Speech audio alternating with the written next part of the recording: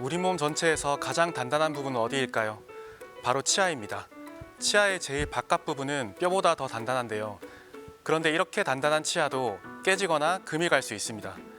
인체의 뼈는 부러지면 치유 과정을 통해 예전처럼 돌아갈 수 있지만 치아에 생긴 금은 뼈와 달리 다시 붙지 않고 금이 진행될수록 예후가 나빠지기 때문에 정기적인 검진과 증상에 따른 적절한 치료가 필요합니다. 안녕하세요. 통합치유학과 전문의 정찬우 원장입니다.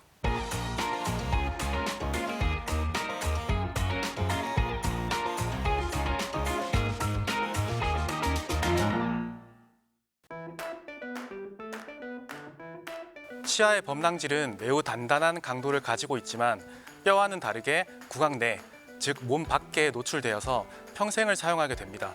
그로 인해 나이가 들수록 점점 내구도는 약해지게 되겠죠. 이런 자연스러운 노화 현상도 있지만 사실은 현대인들은 스트레스에서 자유로울 수가 없는데요.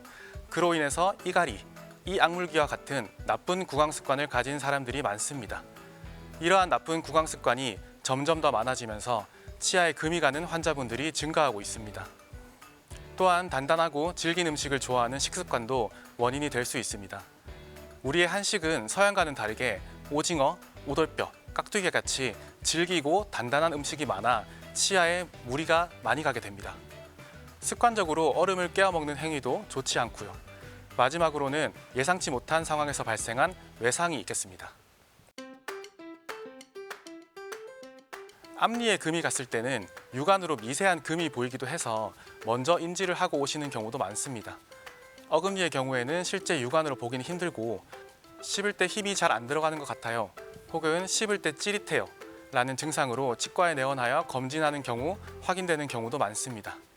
또 부드러운 음식은 괜찮은데 질기거나 조금 단단하면 불편하고 찌릿한 느낌을 받는 경우도 해당될 수 있겠습니다. 이러한 불편감으로 치과에 내원하시면 치과 의사가 여러 가지 정보를 종합적으로 판단하여 미세 금을 확인하거나 큐레이와 같은 장비를 이용해서 크랙을 판별하는 경우도 있겠습니다. 금이 간 치아에 대한 진단은 환자의 불편감을 정확히 확인하는 문진과 시진, 촉진, 타진 등 다양한 정보를 종합적으로 판단하게 됩니다. 씹을 때 한 번씩 아파요. 부드러운 음식은 괜찮은데 질기고 단단한 거 먹으면 찌릿해요.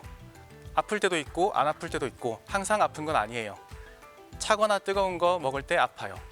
손으로 두드리면 불편해요. 이런 것들과 같이 불편함을 호소하게 됩니다. 이러한 증상을 토대로 첫 번째 바이트 테스트를 하게 되고 흔히 솜이나 검사 기구를 물려서 시큰거리는 느낌과 해당 치아에 대한 평가를 하게 됩니다. 두 번째로는 메틸렌 블루라는 염색약 혹은 큐레이와 같은 특정 광원을 통해서 판별할 수도 있습니다. 또 금이 간 치아는 씹을 때 날카로운 통증을 느끼는 반면 묵직하고 둔통을 느낀다면 금이 갔다기보다는 치주염과 같은 잇몸 질환일 가능성이 있기 때문에 이에 대한 감별 진단도 중요하겠고요. 충치가 심하게 진행된 경우에는 가만히 있어도 시리거나 욱신거려요. 이런 증상을 호소하지만 금이 간 경우에는 특정 부위에 씹을 때 통증을 느끼는 등의 차이점이 있습니다. 이렇듯 금이 간 치아에 대한 진단은 상당히 복잡하고 쉽게 육안으로 금이 어디까지 진행되었는지 명확히 보이지 않는 경우가 많습니다. 또한 엑스레이를 통해서도 관찰하기 힘들기 때문에 정확한 진단을 위해서 치과에 내원하시는 것이 좋겠습니다. 모든 치아의 크랙을 치료하진 않습니다. 증상의 정도, 금이 간 상태나 위치에 따라서 치료는 달라질 수 있습니다. 우선 과교압에 의한 미세금 혹은 가벼운 크랙의 경우에는 과하게 힘을 받는 부분을 없애주는 교합 조정을 해볼 수 있습니다. 간단한 교합 조정을 통해서 통증이 줄어드는지 파악해 볼 수 있겠고요. 내원 당시 통증의 정도가 경미하지 않거나 교합 조정 후에도 통증의 양상에 변화가 없는 경우 크라운 치료를 하게 되고 경과 관찰을 위한 임시 치아 상태를 거치기도 합니다. 금이 간 치아의 경우에 씹을 때 벌어지면서 날카로운 통증 자극을 만들게 되는데 크라운이 이런 금이 벌어짐을 잡아줌으로써 치료가 되는 것이죠. 이런 크라운 혹은 임시치아 상태에서 통증이 지속되는 경우에 금의 진행이 상당히 깊게 진행되었다고 판단하여 신경치료를 하게 됩니다. 신경치료와 크라운을 진행했음에도 통증이 남아있는 경우에는 발치로 이어지게 됩니다. 많은 경우에 신경치료와 크라운까지 하면은 해결이 되지만 치아에 금이 너무 깊거나 다발성인 경우에 증상 호전이 없어 발치로 이어지기도 합니다. 발치를 하게 되면 임플란트나 브릿지를 치료 계획에 넣게 됩니다. 금이 간 치아는 치료를 통해서 다시 붙일 수 없습니다.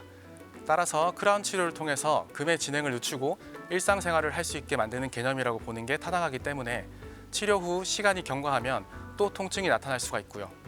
증상과 상황에 따라서 신경치료 혹은 발치 후 임플란트로 넘어가야 합니다.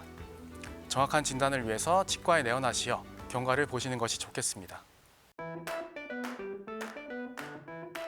현대인들의 어쩔 수 없는 스트레스와 그로 인한 구강 내 나쁜 습관들, 너무 질기고 단단한 저작 습관들, 평균 수명의 증가 등으로 우리 주변에는 우리 치아를 깨지고 금이 가게 하는 원인들이 너무 많습니다. 금이 간 치아는 예후가 아주 불량합니다. 한번 금이 간 치아는 다시 붙을 수 없습니다.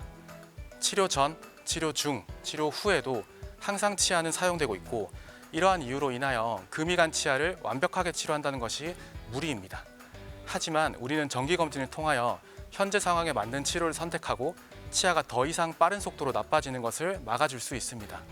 더불어 식습관 개선과 나쁜 구강 습관을 없애기 위해서 의식적으로 노력하신다면 여러분들의 치아의 수명은 더욱더 길어질 것입니다.